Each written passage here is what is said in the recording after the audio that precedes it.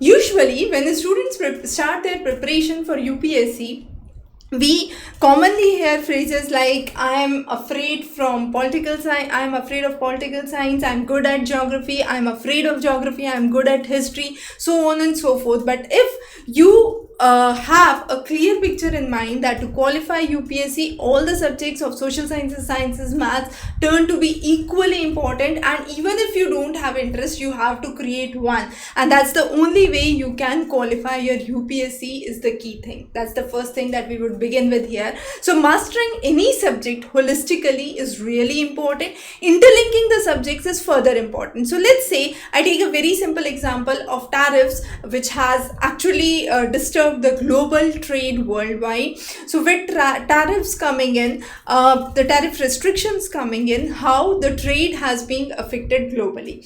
Now, it's not just the question of trade, right? How you can interlink this topic is talking about the rare earth elements, the areas where the geopolitical issues come alive, right? So how mineral deals have been signed with Ukraine, you have global interlinkages of food supplies that have to be understood, right? So interlinking one aspect of economics, that is trade, tariff, quotas, restrictions, with another topic of geopolitical significance where you involve geography as well as political science. Now again, when we talk about industrialization, we are not just talking about industrialization, we are concerned about environment. So pollution, carbon credit comes into play, right? When we talk about the colonial policies that existed in history, we do need to understand how that led to the evolution of fundamental rights. So again, we are relating history with political science. So if you are able to correlate across subjects, interlink within the subjects,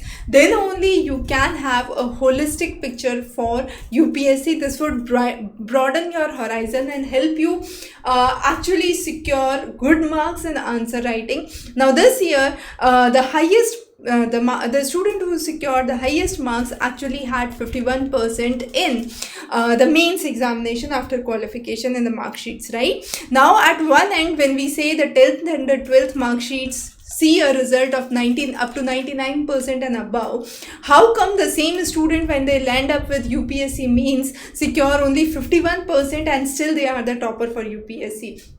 So that means this writing style requires widening your horizon, developing your skills. So what is important when you are reading your syllabus? One is concept mapping. So map across the topics, try to interrelate the concepts, then cross-reference, analyze one part of the aspect syllabus and then link it to another. For example, I'll take the same example which I took in the previous class, the recent blackout in Spain and Portugal. Now, you are not just worried about the electric grids, whether it's a cybersecurity threat, a cyber attack on the electricity grid, or it is air turbulence, or it is a solar flare. That means you need to understand and relate all of these topics and have a comprehensive understanding about the things, about the pattern, right? Then going to the past paper, understanding how the questions were and trying to do a good brainstorming about how you could resolve the answers, what are the best things that you could have incorporated in this answer,